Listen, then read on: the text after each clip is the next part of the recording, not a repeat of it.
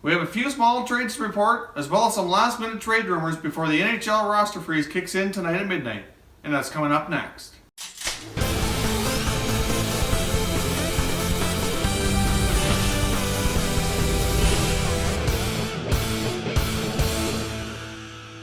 Hey everyone, and welcome back to another video here at Top Shelf Hockey. If you're new to the channel, thanks for stopping by.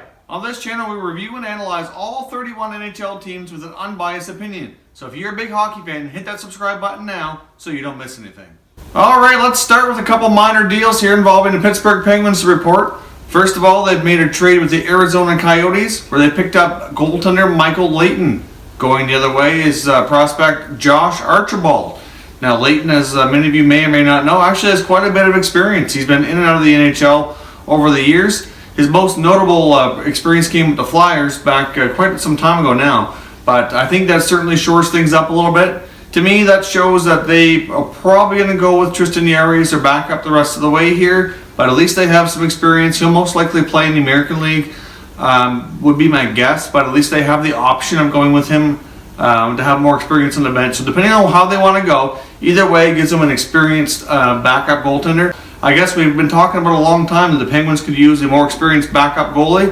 Well, there you have it. I guess that's how they're going about it. Obviously, it makes things a little bit easy with a cheap salary, but he'll more than likely play in the American League to start off, would be my guess. The other move the Penguins have made is they've made a deal with the Dallas Stars, trading a conditional 4th-round pick to Dallas for defenseman Jamie Oleksiak. Obviously, he's been getting a limited playing time in Dallas. They've got a lot of defensemen that need to play there. And obviously, we've also mentioned on this channel many times that they could use some depth on defense. I wasn't sure how the Penguins were going to go about addressing all of their concerns and issues with this team. Obviously, we've mentioned before they could use some depth on defense, they could use a backup goalie, and they could also use some scoring. So obviously, for right now, they've been able to address a couple of those issues with very low salaries, so it doesn't really impact the salary cap too much. And as I've mentioned before with the other trade rumor videos we've done, if they're going to pick up a scoring forward, they're going to have money going out. So that's why we're looking at like a Hagelin or a Hornqvist or maybe even a Sheary, somebody making a little bit more money. Obviously, in these cases, they've been able to add some depth without really adding much in the way of salary. So it worked out well for the Penguins to squeeze in these deals before the roster freeze kicks in this evening. Alright, now let's jump into some of the rumors I've been hearing the last minute here that may or may not happen prior to the roster freeze tonight. But if they don't, I would certainly look for these talks to possibly resume here on the 27th once the roster freeze is lifted. But we'll see what happens. But here's what I've been reading and hearing as what might be going down. Apparently, as we all know, the struggling Ottawa Senators have been involved in many rumors in the past couple of weeks. Obviously, they haven't really done much of anything. Which, and if I were Pierre Dorion, to be completely honest, I would be patient with this group. Obviously, last year they came within a goal of the Stanley Cup Finals. They started really strong this year, and obviously they had a really bad stretch, which kind of pushed them down the standings. But you know what? A lot of teams have gone through a bad stretch. They've won a couple now in a row after coming home. I'd probably kind of feel this out a little bit and see where things go. That's just me. But one of the names that keeps coming up, that would be, I think it's just because he'd be attractive for a lot of teams, is Mike Hoffman. So apparently the Calgary Flames are very high on Mike Hoffman.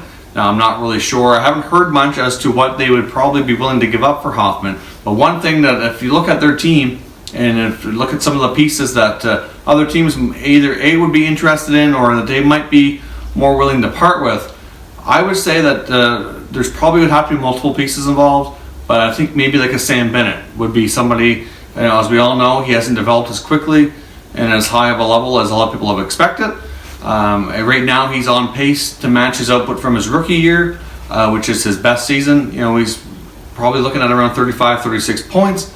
Is there potential for him to grow beyond that? I think there absolutely is. It's really hard to say. When you have a forward who has come up with, through their junior ranks and into the NHL with a scoring pedigree, and he ends up playing a lot of fourth line minutes, that's a lot of times you don't see them succeed. I mean, sometimes they can earn enough playing time and work their way up the roster, but really, if they're not playing with other talented players and they're playing more of a penalty killing or a grinding role, obviously that's not really what he's good at. So we'll see what happens. I mean, there's no guarantee that anybody's being moved from the Senators, and there's been all kinds of rumors going around, but also, not surprising. Lots of teams like this guy. He's a sharpshooter. He's got a wicked shot, and I can see why there'd be interest. Not sure there's interest on the other side to trade him. But if there was a deal to go down between those two teams, I would think it'd probably look like Hoffman for maybe Bennett and a prospect.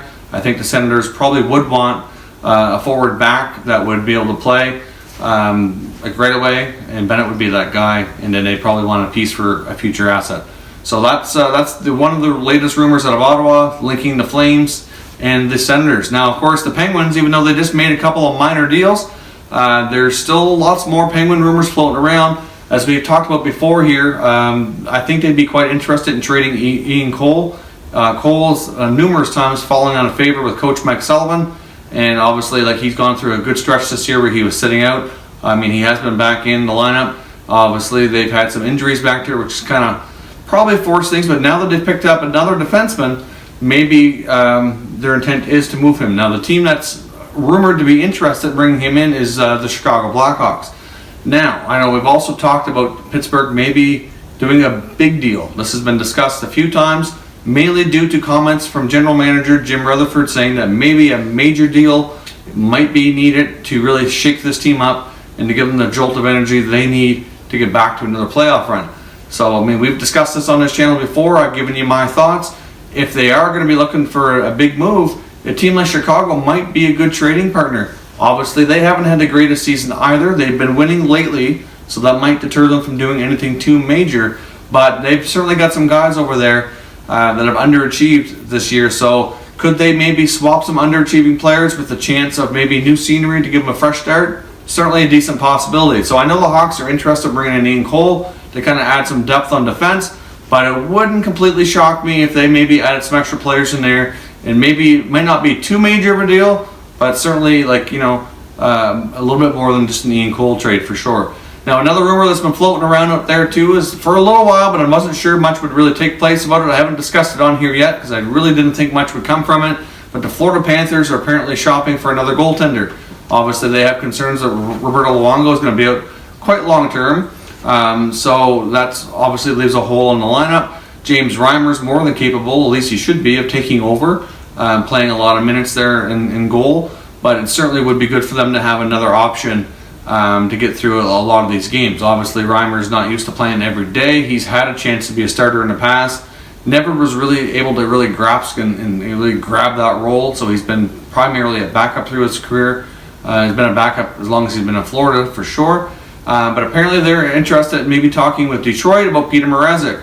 Obviously, the Red Wings have Howard and Mrazek. It looked like a couple of years ago that Mrazek was going to take the number one job from Howard, but then he kind of slipped up and lost it back to Howard. Obviously, Jimmy Howard's not, I wouldn't say he's old, but he's certainly not all that young anymore. Mrazek's the younger of the two, but really Howard's been the better, more consistent goaltender over this year, and you could probably say last year as well. Before we wrap up this video, I'm going to throw one more rumor at you, and it's a rumor that I've heard before and that we've discussed before, but it keeps coming up, so you never know, maybe there's something to it.